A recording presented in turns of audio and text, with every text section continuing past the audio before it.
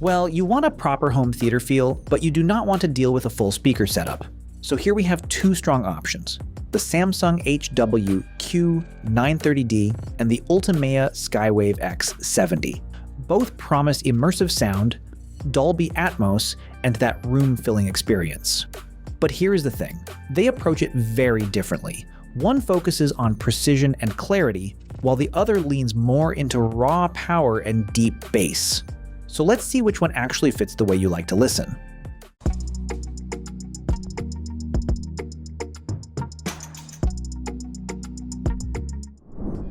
So when we first get both systems in the room, the experience already starts to feel different. With the Samsung, it is clean and straightforward. You plug in the bar, the sub, the rear speakers, and they just connect. No stress, no cable mess. It feels like a polished ecosystem. The kind of setup where you sit down 5 minutes later and you are already playing content. Now with the Ultimea, we do get something a bit different. The bar comes in segments, which you connect together. It is not hard, but it feels more hands-on. A bit more DIY energy. Some people may like that, some may not care.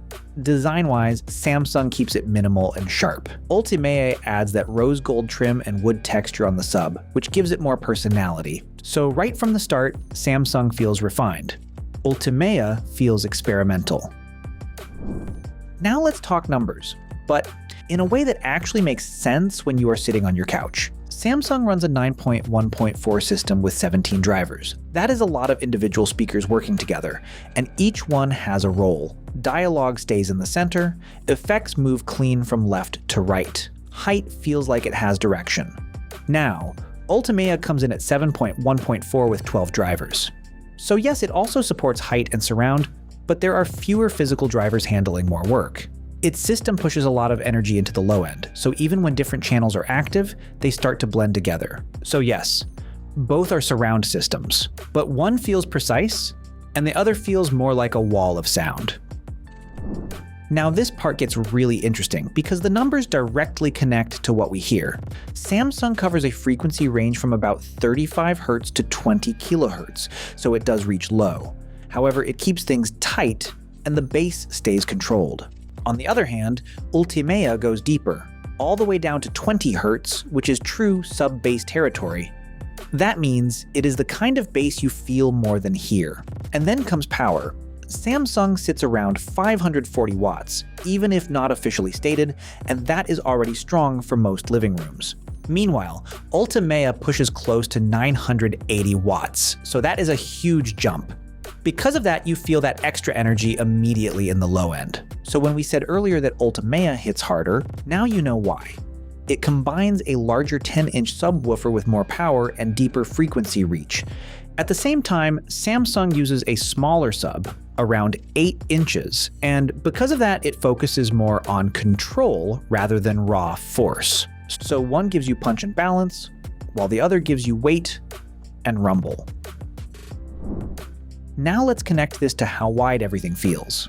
Samsung's main bar is about 1,110 millimeters wide, and it spreads sound using more drivers across that width. Because of that, the Soundstage feels wider and more immersive. On the other side, Ultimea's bar is slightly taller and thicker, and its tuning focuses more on pushing sound forward with power. So when we said Samsung feels more natural in movement, this connects directly to both driver count and physical spread. And because of that, Samsung tracks sound across the screen more smoothly, while Ultimea can feel more focused and sometimes a bit jumpy. We already touched on this, but now let's connect everything. Samsung's sub is tighter. It supports the scene without overpowering it, so dialogue stays clean, even during heavy moments.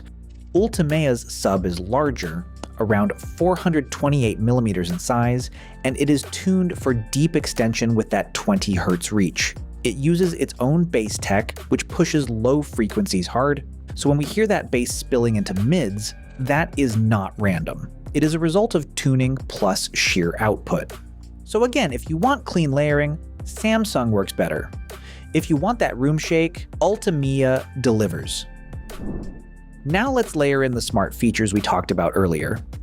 Samsung supports Bluetooth 5.2 plus AirPlay 2, Chromecast, and Alexa, so it is not just a soundbar, it becomes part of your home setup.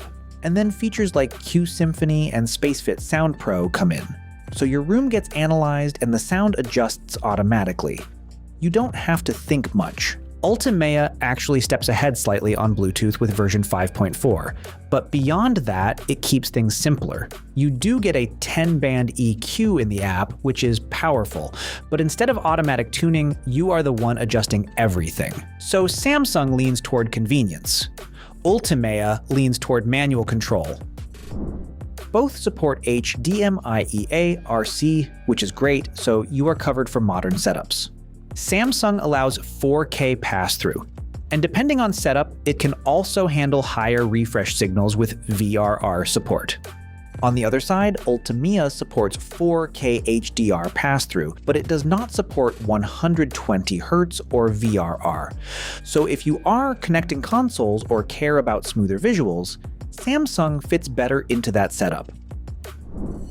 So when we step back and look at everything together, it all lines up with the specs. Samsung gives you more drivers, cleaner tuning, and smarter features, so you get a wider soundstage and clearer dialogue. On the other hand, Ultimea brings more power, deeper bass down to 20 Hz, and a bigger sub, so you feel more impact and weight in the room. So nothing feels random here, and both systems follow their design pretty closely. That is why the choice stays simple.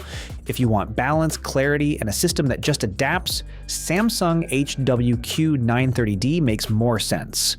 But if you enjoy stronger bass, higher output, and a bit of hands-on tuning, Ultimea Skywave X70 still makes a solid case. And once you hear that difference, it clicks pretty quickly. That was all. Thanks for watching. If you found it helpful, give it a like and subscribe for more videos. And don't forget to share your experience in the comments.